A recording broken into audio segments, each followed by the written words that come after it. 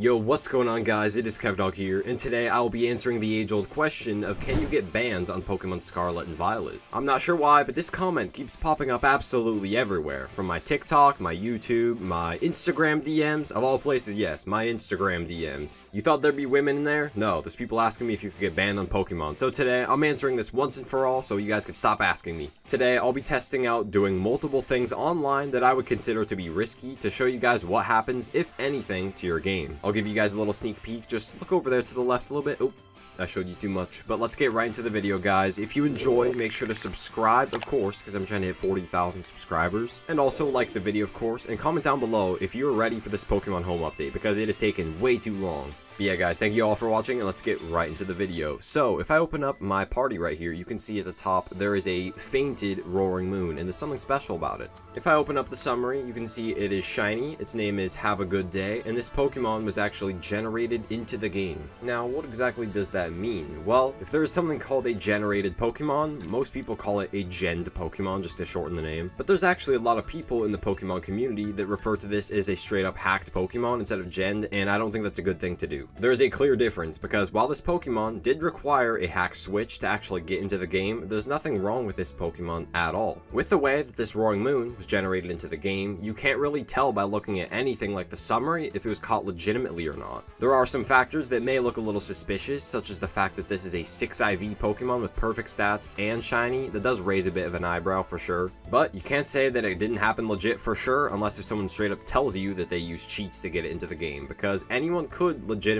find a 6 IV shiny Pokemon. Throughout the entire history of Pokemon, starting way back at the first games that had full online compatibility, which was Pokemon Diamond and Pearl, there has never been any punishment for using genned Pokemon in any scenario. The simple action of editing a Pokemon to be shiny does not raise any flags for Game Freak. They have no idea that the Pokemon was actually edited in their game, because there's really no way to tell for sure. If you want to play 100% legitimately, then sure, you could probably just release a Pokemon like this if you know it was probably generated into the game, but otherwise, who cares? Now next, we're going to move on to something that has definitely different odds for a potential ban risk, which is actually editing your game in real time with mods. I'll show you guys right over here. This is a shiny Kyogre in the overworld, which is definitely not possible in any legitimate scenario. I can walk up to it right now and actually get into this encounter and catch this shiny Kyogre if I want to, but what will actually happen once I do? I already had to record this video once, and I had a very tough time catching this Pokemon because it is very hard to catch, so here's a clip of that ending.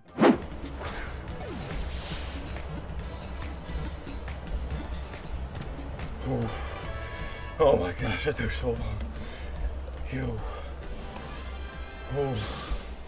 Guys, that took a very, very long time. Oh my gosh. Yeah, that was pretty rough. I quite literally got sweaty for a Kyogre. I don't really know what that means, but don't clip it out of context for sure. Anyways, enough of all that stuff. I'm going to show you guys footage right over here of when I recorded this video the first time. I got the Pokemon in the summary, but you can't really do anything with it online. To keep this short and easy to understand, if you have a Pokemon that the game knows for a fact was not legitimately obtained, it will not let you trade it online. A great example of this is the Kyogre that I caught, because in the future we all know with the Pokemon Home update the Kyogre will be returning to the game legitimately, but this game knows for a fact that whatever route I'm on right here, there is no way to actually catch Kyogre. So if you try to offer it to somebody online, it'll say there's a problem with the Pokemon you offered. I've seen so many people before say that if you get a Pokemon like this and trade it online and send it to someone, you will be banned, and that is just probably one of the dumbest things I've ever heard. People say that all the time, and they don't even know that if you have an unobtainable Pokemon like this, the game's not going to let you trade it. It simply won't work. My conclusion for this is, if you're using a hack switch to edit Pokemon spawns in real time like this, there is definitely a possibility that Nintendo could detect it and ban your game. If there was any type of ban like this, it would probably just mean that if you click on the X button right here and click on L to connect to the internet, that it would not let you, and it would say that you have restricted access for this game or something like that. As you can see, it let me connect to the internet just fine, no issues whatsoever, but it would not let me trade the Kyogre. If you guys saw that picture earlier on in the video of that ban message, that is not an actual ban on a Pokemon game. That's what it would look like if you had a ban on your whole Switch for something. But anyways, what if I was having all of these Pokemon like Kyogre spawn right here, and I actually connected to the internet and went over to the Poke Portal and hosted a Union Circle? I'm not going to actually do it, I just want to show you guys that it is possible. But if I clicked on Union Circle right here, clicked form a group, press the A button to get through all these menus. It would pop up a raid code right over here, which you will see. No one's going to join, of course, but you'll see it right here. And now there is a link code right there. My Union Circle is open, and in theory, if I gave someone the code, they could join and catch Kyogre too. Personally, I think if you join something like this, a hacked Union Circle, the odds are nothing would happen to you at all. If there was any punishment, it would probably go to me for hosting it if I were to. I think the way Game Freak and Nintendo have always worked is, they know that if I'm hosting this with mods online, that I would know I'm using cheats and posing a risk. But for the people joining, they might not know at all, and they would probably never have any punishment. So yeah, if you ever found yourself in something like that, like a Union Circle, and the spawns were definitely modded, there's probably nothing that will happen wrong to you, maybe just the host. But that's not the only thing that could be edited in terms of spawns, because what if I fly over here, and you know how you were seeing Kyogre everywhere? What if I go up to this raid den right here and click on it, and there happened to be a Kyogre inside? What would happen? Let's see. Boom. Did I not press the A button? Boom.